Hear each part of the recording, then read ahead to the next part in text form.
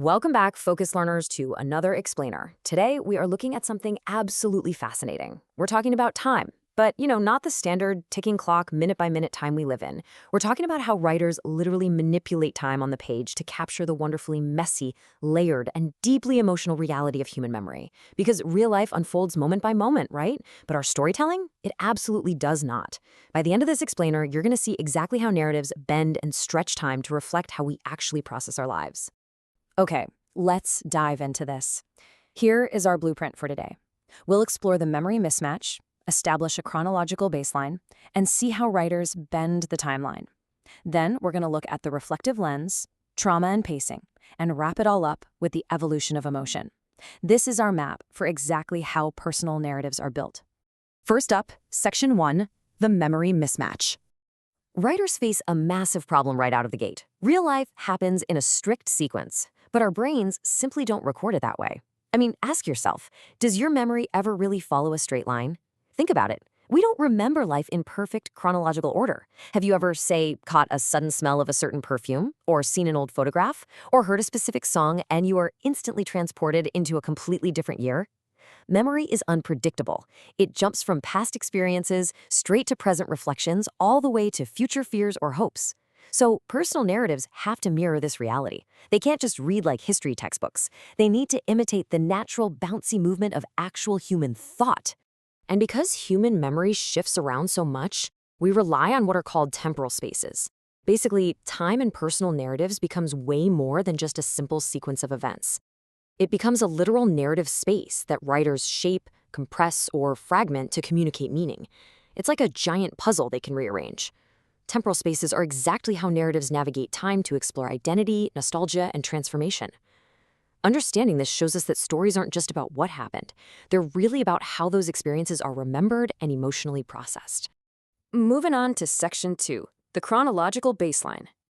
Now, before we can go breaking the rules of time, we've got to understand the baseline structure most people are used to. Take a look at this chronological timeline. It's where narratives move in the exact order events actually occurred, beginning, middle, and end. Notice the clear progression here for someone learning to drive. Day 1, you start with a real fear of driving.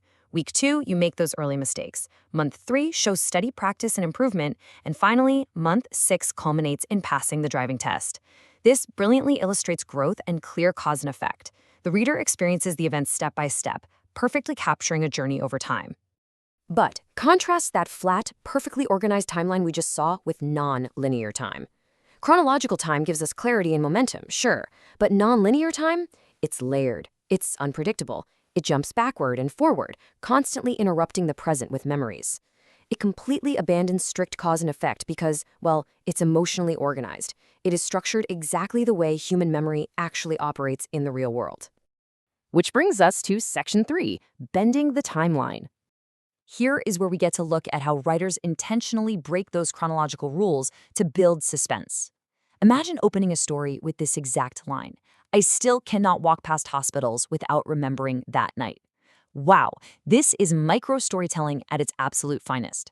This nonlinear opening beautifully yanks the reader straight from the present moment directly into a highly emotional past.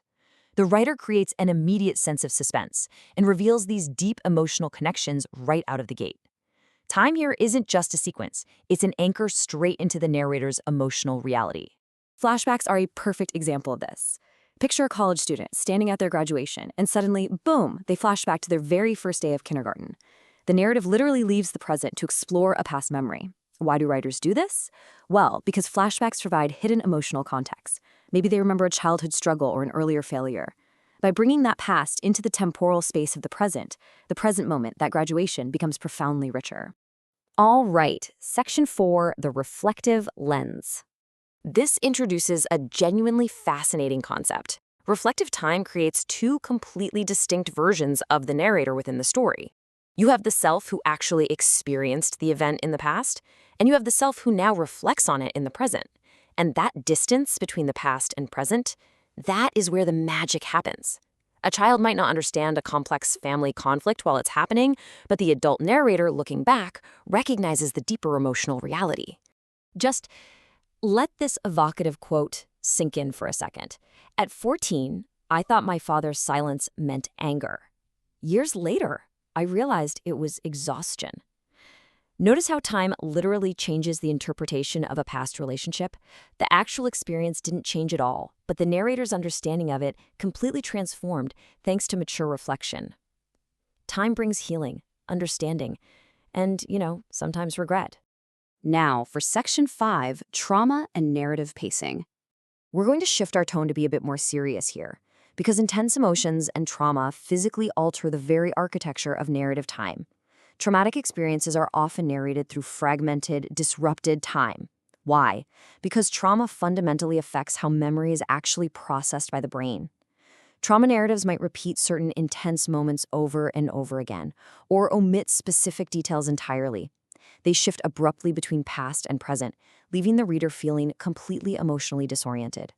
The structure itself becomes part of the meaning, perfectly reflecting the psychological reality of lingering pain and confusion. Now, let's see how this physical speed actually plays out on the page. Writers actively manipulate narrative pacing. Look at slow time.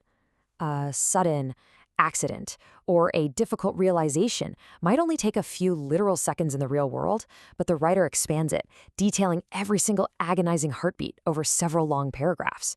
Conversely, look at fast time. Less important periods are completely compressed. Several months might be summarized briskly in a single punchy sentence. Months passed in a blur of exhaustion. The story emphasizes emotional significance, not equal ticking seconds on a clock. And finally, Section 6, the evolution of emotion. These temporal spaces ultimately show us that our emotions are never, ever static across time. Look at the steps. Step 1, an event feels deeply painful or confusing in the moment it happens. Step 2, temporal distance occurs, allowing for age, maturity, and healing. And Step 3, the exact same event is revisited later, and it now feels meaningful, symbolic, or completely transformative. Temporal spaces reveal that stories don't just tell what happened, they track how our understanding of what happened evolves over time. And that brings us to a provocative final thought for you. How will your future self reinterpret the events you are experiencing today? The embarrassing or painful moments of your present might just be the triumphant, meaningful stories of your future. Time is flexible, it's deeply emotional, and it's constantly shifting our perspective. Thank you so much for joining me to explore this explainer today. Keep learning, keep analyzing, and I'll catch you in the next one.